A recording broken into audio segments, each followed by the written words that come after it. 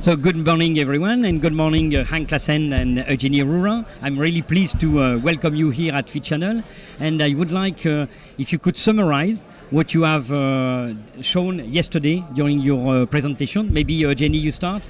Thank you, Yeah? Jean-Pierre. It's a pleasure to be here.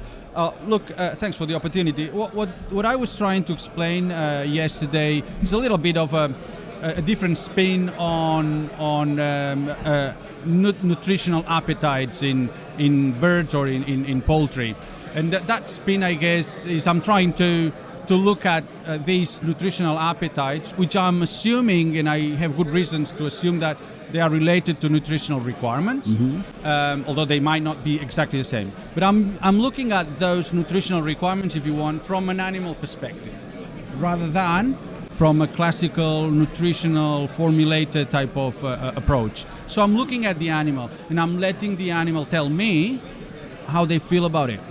What's their specific appetites? What would they like to have? And that might be answering some key questions which are very practical, such as I was talking about feather pecking, I was talking about differences in growth, fast growers, slow growers, why is that happening? And I'm taking the approach of letting the animal tell me what do they suggest. Yeah, okay, thank you very much. Maybe Hank, you can summarize? Thank you very much for having me here as well, I appreciate it. I was asked to look at feed intake in broiler chicken specifically to try and understand factors that influence it that could be used in practice. It was quite an applied talk. One of the things to ask is, why is feed intake important? Feed intake is, if we want to maximize the genetic potential of the animals that we have available to us, we have to make sure they eat sufficient feed. And so that's really the premise of the talk and the reason for doing it. So what I tried to do is look at it under a number of different parameters, looking for nutrition, factors in nutrition that might influence beyond absolute deficiencies and toxicities that might be there with excess. I was trying to look at more practical kinds of ranges of nutrients. Then looking at environmental factors, and then finally disease and how it might have an impact as well. Thank you very much for this rapid summary, but both presentations were very interesting, very informative, with a lot of information. I have one question for you. How to motivate, because you say birds is trying to learn you how they perceive the feed and so on. How can you influence the bird, how to motivate the birds to eat, in our industry, to eat what we are proposing to them, Yeah, and that's actually the key aspect. The way I look at it is, birds, like most animals, have evolved in the wild. Yeah. Therefore, their mechanism, their physiological metabolism has evolved to survive in the wild, and that includes the capacity to select appropriate diets and appropriate feeds. Yeah. Right. So that's the principle. Now, because of the commercial production, poultry production, they no longer have the option of choosing. Yeah. Therefore, they have a no choice feeding system. So it's up to us to select what we're going to give them. So my point of view, therefore, is looking at their behaviors so we could eventually learn to give them a good choice. Yeah. Rather than base our choice only on performance parameters and economics, which obviously that's well understood. It's working very well. How can we improve? Well, we can improve if we have that additional aspect, right, of saying, well, what is the animal perceiving and how is that perceiving, and what does that mean that they have that specific appetite, say, for alanine? We were just chatting before the interview about alanine. Yeah. Why do they have such a specific appetite for alanine? And I think that we need to understand that, right? So that's a bit my point, right? Yeah, Hank, you mentioned yesterday different components of the feed, like energy, amino acids, fibers, and so on. Right. Today, what is a driver of appetite or driver of feed intake? Well, I think from a broader perspective, the driver is genetic potential for growth. Yeah. And so the drive is to eat as much as you possibly can. And I think that's why a lot of the common beliefs that we had about what influences feed intake aren't quite as valid today as they once were. And so trying to rely on things like energy intake to tell us what feed intake is going to be is not appropriate anymore. We have to actually model the energy and amino acid requirements of birds and feed those levels rather than trying to. And you think that has changed with the genetic progress, the perception of energy, amino acids, and by the animal? I'm not sure about the perception. To some degree, they're eating as much as they possibly can, but certainly the quantities of these materials they need and the relativity of energy to protein, I think there's no question has changed. If you look at breast meat yield on broilers, we know automatically if you're depositing that much protein, you have to have amino acids for protein synthesis. I think, but we also heard a lot about temperature and the temperature output of modern genotypes, and so I think we're looking at a situation where temperature might become a limiting factor. That keeping birds cool might be an issue. That's a question for both of you. In fact, the question of ambient temperature, how that influence the perceptions of the nutrients, the perceptions of the attractivity of the feed. Maybe the ambient temperature would influence quite dramatically the perception by the animal. No, that's I think quite a good hypothesis. It is obvious, and correct me if I'm wrong, but I think you mentioned that yesterday. One of the main impacts of heat stress would be on feed intake. So it drops quite significantly feed intake, and therefore whether that's something having to do with perception, I don't think no one has been looking at it that I know of. But there's obviously other reasons why you would see that. But there's complementarity in what we're doing with what would be a more classical approach. You mentioned that obviously we have one feed to give to the animal, so obviously we try to make something which is good for the birds and so on. We have one difficulty in the poultry industry, is every diet changes. In some case, and I've heard from people from Asia and so on, sometimes it takes one day and a half to really recover the normal intake. How can we help the animals on that?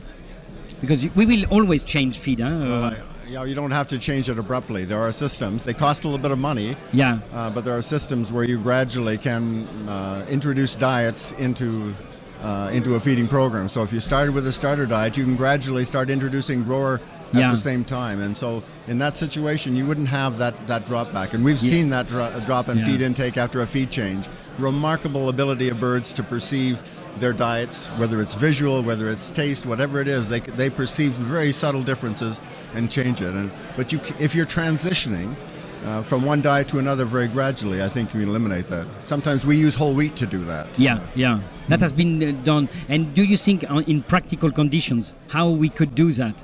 Trying to have a smooth change, maybe any practical ideas for that? Because I think it's a good way, progressive changing. So look, I think one aspect that might be worth revisiting, particularly in poultry, is using masking agents. So using something that keeps the sensory aspect of feed relatively constant, so that's masking some of these changes, right? It's a possibility. And that's been done more in pigs than in chickens for probably quite clear reasons why. Obviously cost related and so on.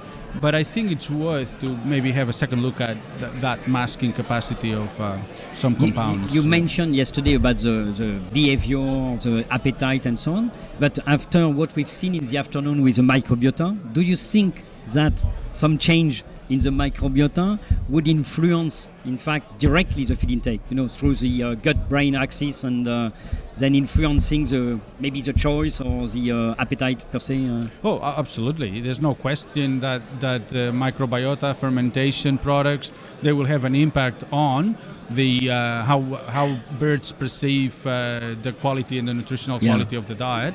And we know that, particularly over the last 6-7 years, it's clear that short chain fatty acids are perceived. We know the molecular mechanisms, and we know that they do have an impact on the hormones of the hunger satiety cycle. So that's very clear. Yes, we know that happens. Now that doesn't mean that we know how to manipulate it in a good sense of profitability, but we certainly it's there. So at least we have the the fundamentals now to approach the topic if that's of interest to you. And you mentioned fibers yesterday, insoluble fibers and so on. Would that influence, not only by the dilution, would that influence, by influencing the gut microbiota and so on, influence the choice of, the further choice of the feed, or maybe it's something we can Well, all of these things interact together, so there's no question. And when we start introducing fiber, we have a couple of different things that happen. With insoluble coarse fiber, particularly its gizzard function, which is part of the acid barrier in the chicken, and it relates very directly to the health of the entire digestive tract. So I think that relates. On the soluble fiber side, there are a number of issues there that could cause a negative effect. If we're talking about ribonosilanes or beta-glucans, we eliminate them with endogenous enzymes. Some of the other products we can't do quite as much about. So if you're really worried about feed intake, you wouldn't feed those kinds of soluble fibers. But I think we really have to think about the total functioning of an animal. I was talking about feed intake, but it's only one part of the production indices. But it's the first step, I would say. Right, it's the first step, but you can't ignore everything else that's going on around. But it's interesting, this question of fibers. If you allow me, a complementary view, which I 100% agree with you, a complementary view which we're working on a small a project in humans, and looking at fiber enrichment of snacks and other foods in humans, and the perspective is some of these fibers, particularly soluble fibers, will interact with some of these nutrients which we call taste active compounds. And well, the first obvious thing that happens with fiber is a drop in the sensing. It's a drop of taste, if you want. Fiber rich product usually is a bit tasteless to us, and that's one of the problems of the food industry. That's probably true also in animals. So fiber in some aspects may secrete some of the nutrients which are perceived as taste active, and therefore making a bit blunt. Now, and that's also true in the GI tract. And now we're talking about some of these nutrients. How are they going to be stimulating the receptors that will then signal the brain, not the gut-brain axis, basically? But the brain. So if I have a lot of fiber, what it may actually happen is that some of the nutrients are not quite interacting with the receptors, and the perception might be that there's not enough nutrients there. So there's an impact by default of the fiber on nutrient sensing. And that's something I think that we need to understand a bit better. But there's quite a lot of research going on in my institute in Australia regarding that topic, how fiber interacts with other nutrients. It's interesting because that's the first step, intake, but it's very crucial. And we talk about feed intake, and we often forget water intake. We don't talk very much how to motivate the animal to drink first, because we talked this morning about dehydration of the day-old chicks when they are implemented in the flocks and so on. Have you got ideas on how to stimulate them to drink? Access to lots of waterers, one time it was very usual to put down supplementary waters for young chicks and poults, right? So that they make sure they got water. As industry got more efficient and larger, sometimes those things disappeared. But the reality is that's probably the easiest thing. How else you can attract them to the waters, I think is a bit of a different question. There may be mechanisms, physical, environmental mechanisms that say this is attractive to a bird and it's going to attract me to this place and hopefully get water. I will throw a wild thought if you allow me to. I think there might be a role for learning from mum. Just sort of what's mum doing. The reason I'm saying that is because in our research facilities, we are mum, so we teach the chicks to actually get access to the water, and they learn, and they learn very quick. But somebody needs to show them. Some of them they will naturally go and find it, but there's others that if you teach them, they do it. If you don't teach them, it may take a while.